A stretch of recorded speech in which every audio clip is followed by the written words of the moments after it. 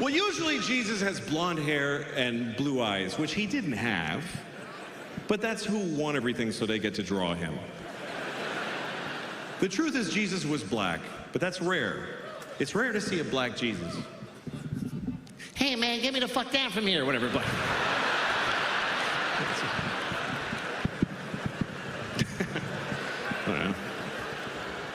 I don't know any other Jesuses. Gay Jesus? No, I'm not gonna. No. All right. Anyway. The point is, everybody wants Jesus to look like themselves, and that's why I don't like that he's always skinny. He's always fucking perfect. Bothers me. I've never seen a fat Jesus. Never one time. So he's just a fat Jesus, just like.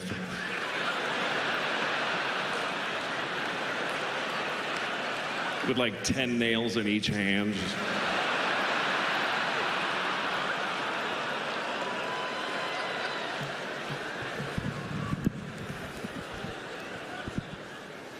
He might have been fat.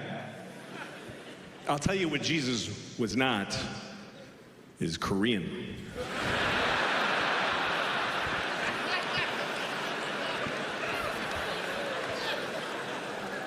There's no Koreans in Jerusalem in the year 1.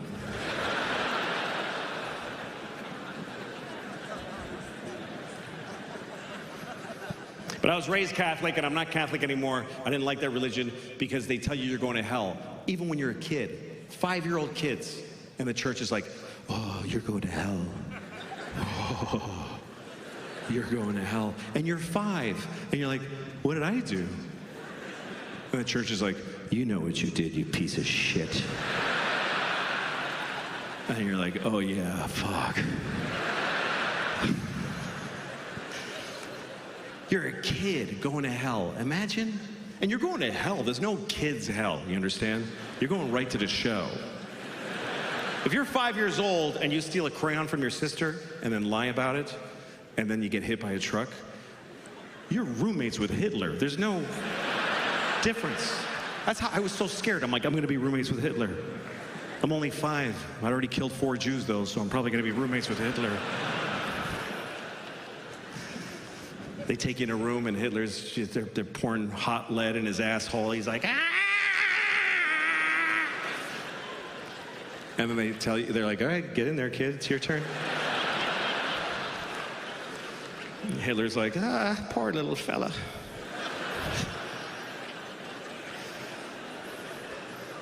Poor Hitler. I mean, at this point, he's been down there for 75 years. I bet Hitler's nice now. I bet he's like, I don't know what I was thinking. It's probably Hitler who greets you when you get to hell. You know, he's like, hi. Yeah, it's me. Yeah.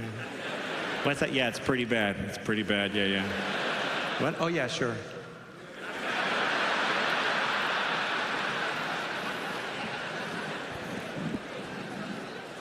I was so scared of hell when I was a kid. I remember when I found out that gay people go to hell, I got scared. I'm not gay, but what if God thinks I'm gay? What if I come off a little queer to the Lord? He might be having a look when I hit my toe, and I'm like, ow. And he's like, oh, I know where you're going, you faggot. I mean, that's not what I believe. I don't believe that. God doesn't hate you because you're gay. God made you gay because he hates you. No. I'm just kidding. I'm kidding. There's no God. But, I don't know. I have a friend, a comedian from England, who made a joke about Auschwitz last year. He got in a lot of trouble. It was a big deal. It was in the newspapers. He lost jobs. And at one point, Auschwitz tweeted about it. It said Auschwitz with a blue check. So it was like, oh, cool, it's really them, you know? And they tweeted like, that's not funny. And I don't know. I mean, who's running the social accounts? Why is the death camp tweeting? Who is it? I got a summer job at Auschwitz. I run the Twitter.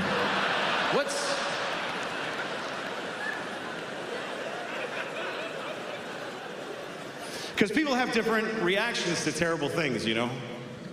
Some people think comedy helps. I don't think it helps. It doesn't help.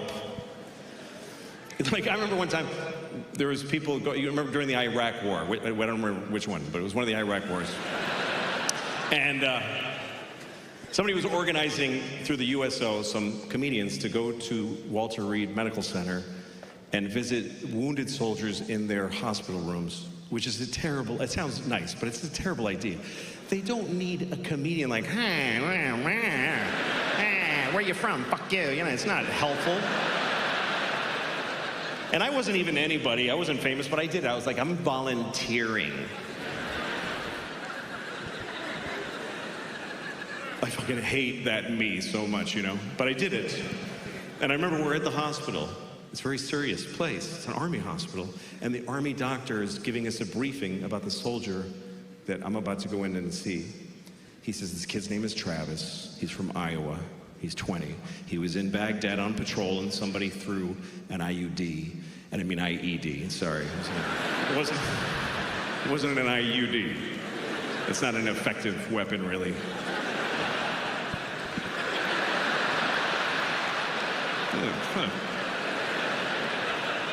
No. It's funnier than the actual joke, unfortunately. But I'll go on. It was an IUD. IED. Fuck. It's an improvised exploding device. You know, it's like a bag of ammonia with Canadian pennies in it. And they strap it to a Nokia flip phone and, you know, that's what happened to Travis.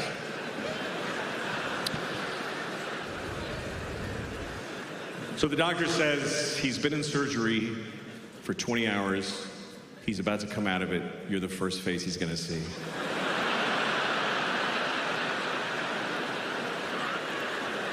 He's like, can we get his mom to open for me, maybe? This is a bad idea. So I asked the doctor, I said, hey, what do I fucking say to this kid? He says, here's what you don't say. He said, don't say, how you doing? And they tell you that. If you visit a trauma patient, don't say, how you doing? It's stupid. So, okay, I go in there. Travis is laying there.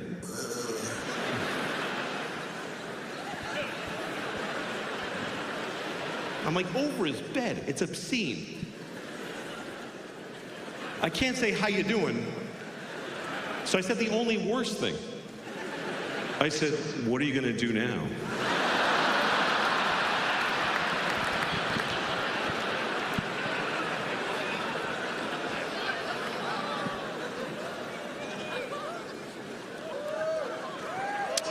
Anyway, that's what happened with Travis. But, you know, people's reaction to terrible things is different depending, like some people, you know, try to, like I saw a store and on the door it said no hate allowed in here.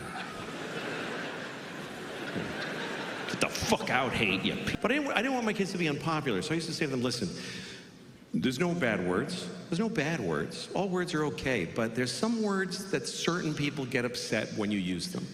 So if we're gonna use those words, look at the person first and try to guess if they're that kind of person. It's tricky teaching your kids right from wrong because people disagree about right and wrong in such big numbers. Like millions of people think that abortion is wrong, and millions of people think that abortion is great. So that's confusing. Personally, I don't think, here's what I think. I think you should get an abortion, right or wrong. Right or wrong, you should get one. You should get as many abortions as you can. I think you should try to get a lot of abortions. And here's why, because it creates jobs. More abortions, more jobs. For the nurses, and the doctors and the dumpster guy, everybody gets a job. They need to work. How's he gonna feed his kids if you don't kill your kids? That's what I'm saying. We're all in it together.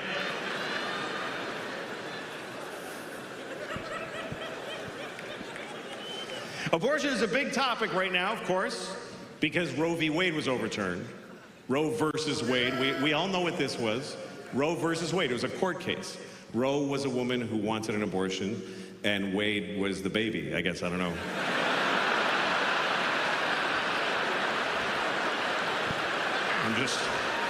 I'm just guessing. I never found out who Wade was. I'm just guessing that's the baby.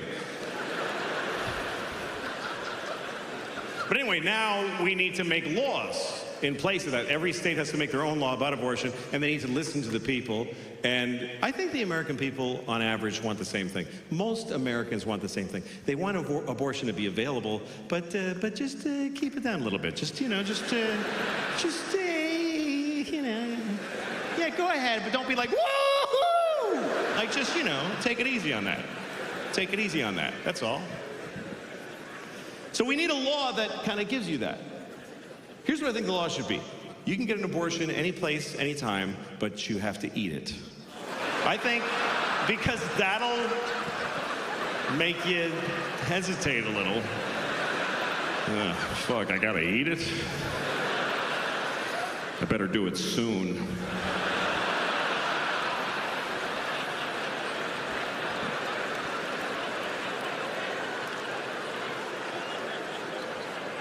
I'm just trying to come up with something that makes everybody happy.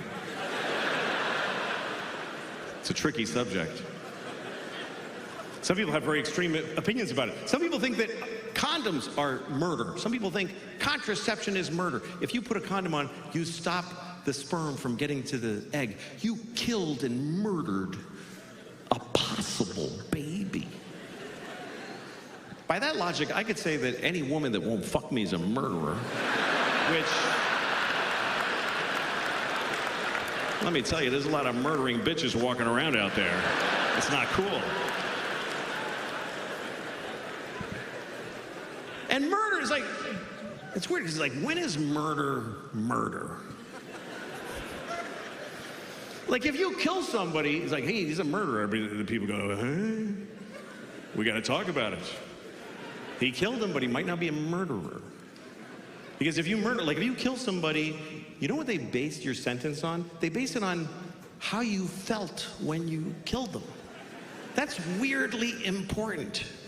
They say, okay, you shot him in the face, but like, what was up with you, man? Like, what was going on?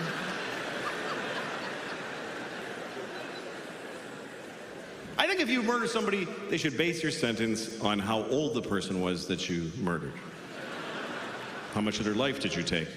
That should be your sentence. Like if you see a 3-year-old girl in a park and you just kick her to death. It's a hypothetical. I'm not advocating that. I'm not asking you to do that. I'm just asking you to just vividly imagine just kicking a 3-year-old kid who you know till they're dead. You got to keep going to them.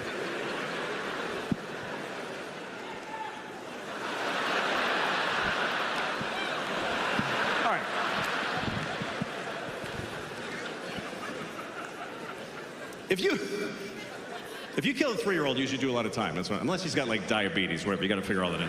But what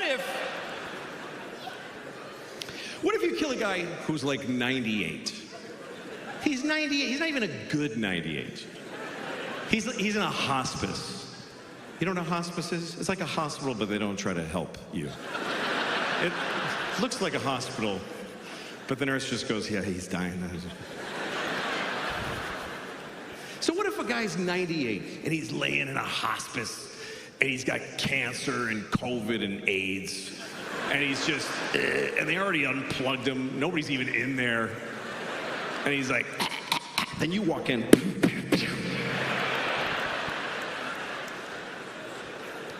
You should get like 5 minutes for that, that's what I'm saying.